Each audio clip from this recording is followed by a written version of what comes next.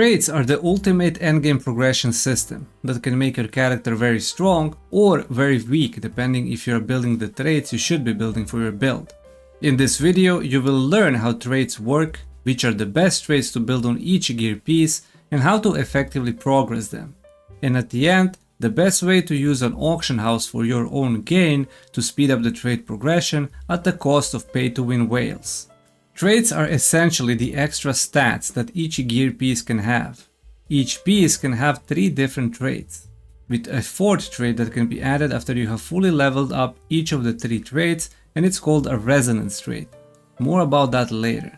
When a gear piece drops as a loot, dungeon reward, or obtained through crafting, it always comes with one random trait on level 1.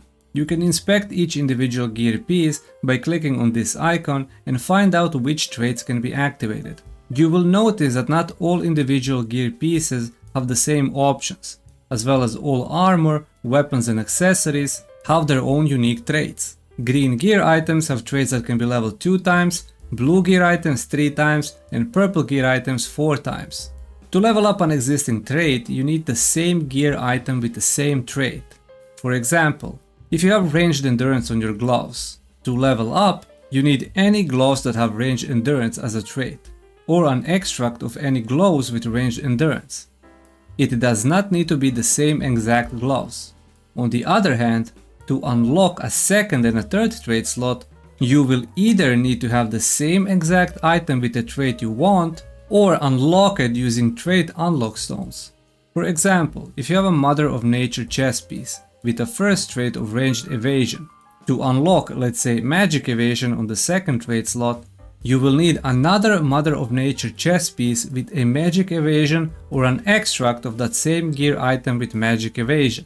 This either requires grinding for that gear item and hoping it drops the trait you want to unlock next, or you can purchase extract with Lucent in the auction house. The other way is using trait unlock stone, which will vary in amount needed depending on the tier of gear, and they can be obtained in Mystic Portals through completing lithographs, dynamic events, and premium battle pass. When leveling up traits, you have a percentage chance of success. If you are leveling up a trait on blue gear piece with a green gear piece, you will have a 10% chance of success. Failing will give you a blessing, which is pretty much a pity system. The more you fail, the more blessing you accumulate, and when you think you have enough blessing for success, select use blessing and it will increase the chances of success. But if you are leveling up a trait on blue gear piece with a blue gear item, then your chances of success are 100%. So green with green, blue with blue, and purple with purple for 100% success chance. Now that you understand the basics of traits, how to obtain them, level up and unlock new traits, let's talk about trait conversion. Picture this, you run a dungeon and you finally get that tier 1 purple weapon drop you needed, but it drops with a useless trait like Immortus damage. You of course want that heavy attack chance on it, so your first thought is going back to grind, hoping you get it in the next drop. You would be right to go back to the grind. Using trait conversion stones, you are able to re-roll the trait. But here is the twist.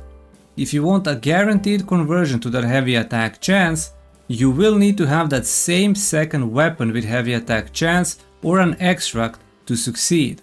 Otherwise you are left with a random conversion chance, which can end up being great, but it can also make it even worse. And trust me, spending both unlock stones and conversion stones on this is 100% not worth it. Your best move is going back to grind for another drop or sell materials, items and extracts on an auction house to gain Lucent and then buy the extract you need. Trait conversion stones can be obtained in Mystic Portals, Guild Merchant, dynamic events and premium battle pass. When on the topic of selling extracts, there are also trait extraction stones. They are used for extracting a trait from a gear, which then turns it into a sellable item on the auction house. If you get a gear piece that you don't want to use, first check which trait it has, then check the auction house for the prices of that same gear extract and that same trait. If it has been selling recently and the price is good for you, use trait extraction stones to extract it and put it on the auction. This way you can make some easy Lucent, which you will then use to buy traits you need for your own gear. Now let's dive into which are the best traits to use on each gear piece.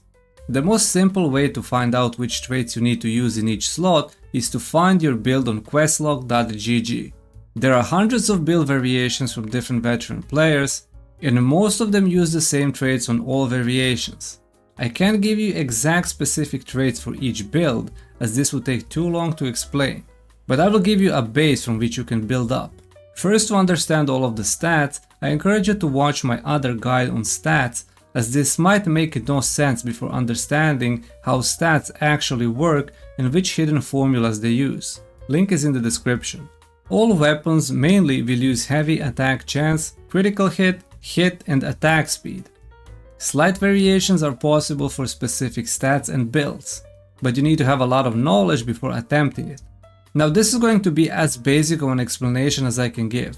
If you're a DPS that is using dagger as a main or offhand, or if you are using sword and shield, you want to stack ranged evasion and magic evasion on all 5 armor pieces as first 2 traits.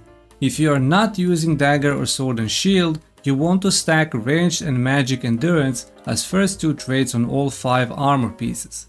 To understand why, you will have to watch my stats guide video, as it is a complex explanation that I simply cannot explain in few words. For the third trait, you have several options depending on what you need. Max health, if it's possible. Certain gloves have range or attack speed, certain boots have move speed, and some pieces have cooldown speed. Or if you are playing longbow plus dagger, you want to go for a mixture of ranged and magic endurance, as both of those weapons have passives that give insane amount of evasion and endurance. The bottom line is, you're either stacking evasion or endurance as first 2 traits, and third can be adapted to your liking. The accessories have their own unique traits. On a necklace and both rings, your priority is skill damage boost. Other 2 can be, if possible, max health and any chance percentage you get. For cloak, belt and bracelet, your priority is skill damage resistance, while other 2 can be, if possible, max health and then any resistance.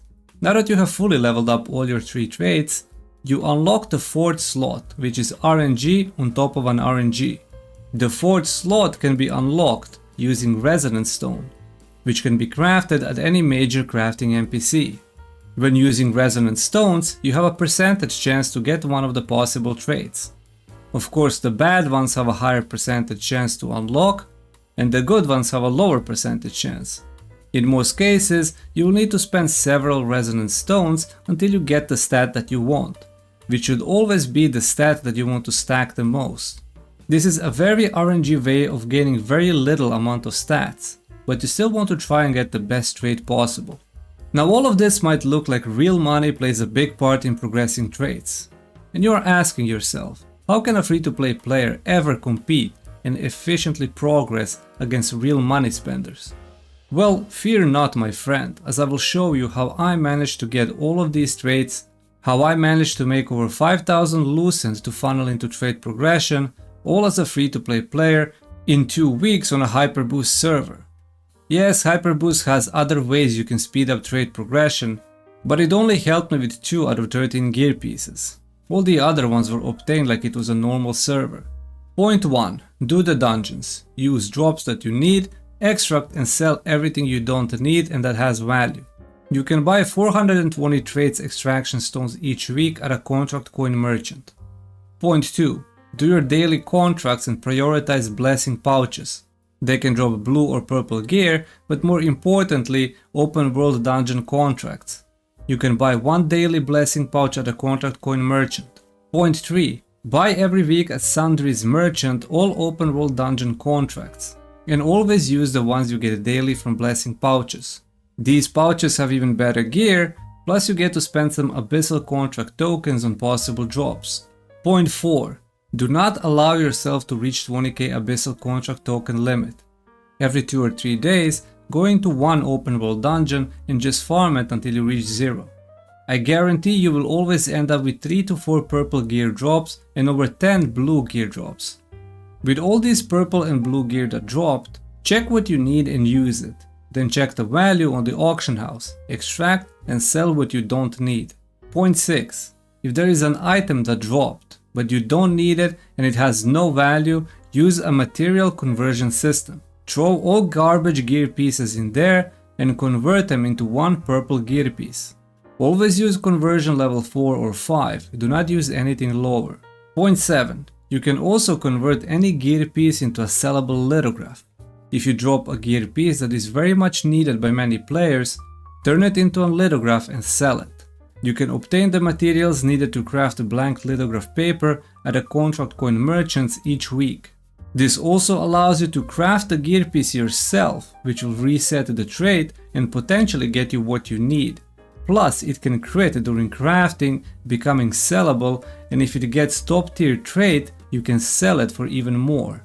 Now that you got all that gear from drops, rewards and loot, and you accumulated all the lucent from selling traits and lithographs, now you can finally spend that lucent on buying traits you need. Trait progression system allows real money spenders to progress faster. But many new ways have been introduced to allow free-to-play players to keep up with spenders by just playing the game. It is very important to understand how stats work before committing to a specific trait. If you want to learn more about stats and hidden formulas, click on the video on your screen.